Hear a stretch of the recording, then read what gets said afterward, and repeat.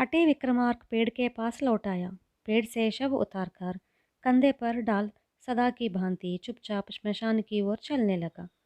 तब शव में स्थित बेताल ने कहा, राजन, तुम जो श्रम उठाते हो वह प्रशंसनीय है, लेकिन इससे ज्यादा श्रम की बात जनता पर उत्तम ढंग से शासन करने की है। इसके उदाहरण स्वरूप मैं तुम्हें एक युवराज की कहानी सुनाता हूँ। श्रम को भुलाने के लिए सुनो। बेताल यूं कहने लगा। प्राचीन काल में यवन देश में एक बढ़िया राज्य था। उस देश के यवन राजा को लोग आदर्श राजा कहा करते थे। उसके शासन में जनता को कोई तकलीफ न थी और लोग आराम से अपने दिन बिताया करते थे। उस राजा के दो पुत्र थे। राजा की यह इच्छा थी कि उसकी मृत्यु के बाद भी शासन इसी ढंग से चले और जनता को कोई तकलीफ न हो। वह यह जानना चाहता था कि उसके दो पुत्रों में से कौन गद्दी पर बैठने योग्य है। इसके लिए उसने एक अनोखा उपाय किया। वह यह कि अपने जीवन काल में ही अपने पुत्रों को शासन करने का मौका दिया जाए और जनता को अपने पसंद के शासक को चुनने का अवसर दिया जाए। हर साल राजा का चुनाव होगा। दोनों राजकुमार चुनाव लड़ेंगे। उस देश का चिन्ह सिंह का चिन्ह था। प्रथम चुनाव में बड़े राजकुमार की पेटी पर सिंह का चिन्ह अंकित किया गया। राजकुमारों को राजा ने यह अनुमति दी कि चुनाव के पूर्व दोनों राजकुमार देश के चारों तरफ जाकर जनता में प्रचार कर सकते हैं। बड़े राजकुमार ने लोगों के बीच जाकर यह आश्वासन दिया कि यदि जनता उसे चुने तो खेती बाड़ी की सिंचाई में वृद्धि करने के लिए नहरें और तालाब खुदवा देगा और जनता की आजीविका के लिए आवश्यक प्रबंध करेगा। साथ ही गांव-गांव में अस्पताल और पाठशालाएं खोल देगा। अपने पिता के पदचिन्हों पर चलकर जनता को खुश रखने का प्रयत्न करेगा। दूसरे राजकुमार ने आश्वासन दिया कि वह शत्रु राजाओं का नाश करेगा और अपने राज्य का विस्तार करके अपने देश का यश बढ़ाएगा। चुनाव के बाद यह बात स्पष्ट हो गई कि अधिकांश जनता बड़े राजकुमार के पक्ष में है। छोटे राजकुमार ने अपने पिता से कहा, अगर आप सिंह का चिन्ह मेरी पेटी पर अंकित करवा दिया होते तो जनता मुझे चुनती। इस चिन्ह के कारण ही बड़े भाई की विजयी हो गई है। अरे पगले, चिन्ह में क्या रखा है?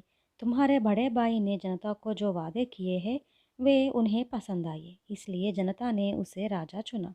चाहो तो तुम अगले वर्ष सिंह का चिन्ह ले लो, तब पता चला जाएगा कि किसकी विजय हो सकती है।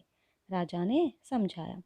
बड़े राजकुमार ने एक वर्ष तक राज्य किया। चुनाव के समय उसने जनता को जो वादे किए उनका पालन किया। उसके शासन से भी जनता संतुष्ट थी। एक वर्ष के पूरा होने पर फिर राजा के पद के लिए चुनाव का समय निकट आया। इस बार सिंह का चिन्ह दूसरे राजकुमार की पेटियों पर लगवाया गया। इस बार भी दोनों राजकुमारों ने देश के कोने कोने में जाकर प्रचार किया। चुनाव समाप्त हुआ। जनता ने इस बार दूसरे राजकुमार को चुना। दूसरे राजकुमार ने एक वर्ष के भीतर देश के सामने अनेक कठिन समस्याएं उपस्थित की। अड़ोस पड़ोस के देशों के साथ दूसरे राजकुमार ने दुश्मनी मोल ली। उन देशों के साथ युद्ध की घोषणा करके जनता पर अनेक प्रकार के कर लगाए। विभिन्न पेशावर लोगों को सैनिक के लिए आवश्यक चीज़ें तैयार करने में नियुक्त किया, जिससे घरेलू चीज़ों की मांग बढ़ गई। खेतों में सिंचाई की समुचित सुविधाएं देखने वाला कोई न रहा। इस कारण फसलें नष्ट हो गई। परंतु देश का पूरा नुकसान होने के पहले ही फिर चुनाव आ गए। इस बार राजा ने सिंह का चिन्ह बड़े कुमार को देना चाहा, लेकिन छोटे राजकुमार ने इस पर आपत्ति उठाई। बड़े राजकुमार ने कहा कि इस बार उसे सिंह का चिन्ह मिल जाना न्याय संगत है। राजा ने बड़े राजकुमार को समझाया, पगले, चिन्ह में क्या रखा है? पहली बार जनता ने इसलिए तुम्हें चुना कि तुम गद्दी के वारिस हो। दूसरी बार इसलिए तुम्हारे छोटे भाई को चुना कि उसका शासन कैसा होगा यह देख ले।